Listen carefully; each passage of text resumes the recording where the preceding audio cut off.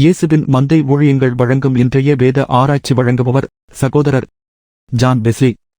ஆண்டவராகிய இயேசு கிறிஸ்துவின் ஈடு இணையற்ற நாமத்தினாலே உங்கள் அனைவருக்கும் அன்பான வாழ்த்துக்கள்.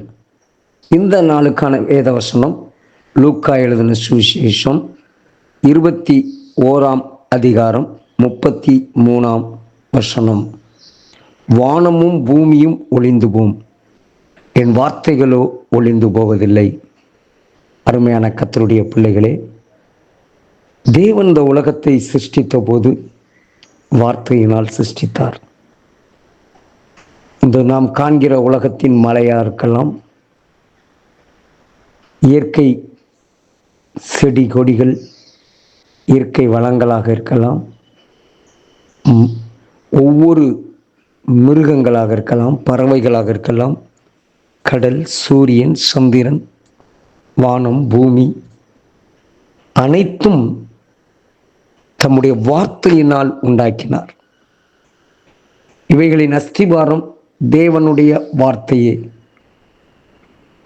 மீண்டும் இந்த வேதம் நமக்கு ஞாபகப்படுத்துகிற ஒரு காரியம், எப்படி வார்த்தையினால் உருவாக்கப்பட்டதோ ஒரே வார்த்தையினால் உருவாக்கப்பட்டது, அதே போல வார்த்தையினால் அனைத்தும் அழிக்கப்படும். நாம் காண்கிற அழகான எல்லா இயற்கை சூழ்நிலைகளும் மாறிவிடும். மாறாதது ஒன்று, கர்த்தருடைய வார்த்தை.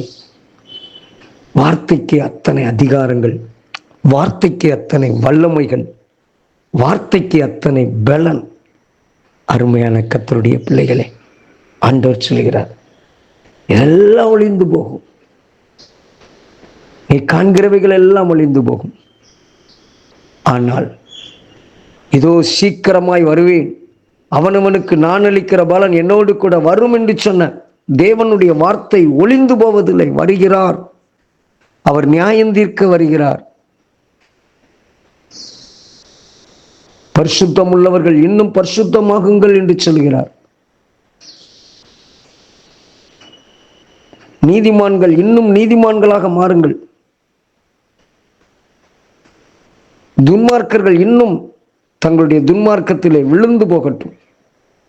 அருமையான கர்த்தருடைய பிள்ளைகளே, வேதத்திலே ஆபிரகாமுக்கு ஆண்டவர் வாக்கு கொடுத்தார். 75 வயது, 25 ஆண்டுகள் ஆனாலும் வார்த்தை மாறவில்லை. ஏற்ற நேரத்திலே அந்த வாக்குத்தத்தத்தை நிறைவேற்றினார். இஸ்ரவேல் ஜனங்கள் கானானை சொந்தமாக்கினார்கள். மீண்டும் அவர்கள் எகிப்திலே அடிமைப்பட்ட போது மீண்டும் அவர்கள் எகிப்திலிருந்து கானானுக்கு வந்தார்கள். அருமையான கர்த்தருடைய பிள்ளைகள், இந்த கால வேளையிலே கர்த்தர் நம்மோடும் பேசுகிற காரியம் அதுதான். ஆண்டவர் உங்களோடு பேசின வார்த்தைகள். இந்த வேதத்தை வாசிக்கிறோமே, இந்த வேதம் ஏதோ ஒரு சாதாரண வார்த்தையாக மாத்திரமல்ல, இது மாறாதது. உங்கள் வாழ்க்கையில் செய்வேன் என்று சொன்னவைகளை நிறைவேற்றி காண்பிக்கும். தேவனோடு உங்களோடு கூட பேசுகிற ஒவ்வொரு வார்த்தைகளும் மாறாமல் இருப்பது இல்லை. நிச்சயமாய் அது உங்கள் வாழ்க்கையில் நிறைவேறும். கர்த்தர் அதைத்தான் சொல்கிறார். எல்லா நம்முடைய கண்களுக்கு மலைகள் பெயர்வதில்லை என்பது போல இருக்கலாம், காடுகளும் இந்த இயற்கை வளங்களும் எப்படி அழிந்து போகும் என்று எண்ணலாம். இல்லை, அவைகள் எல்லாம் அழியும்.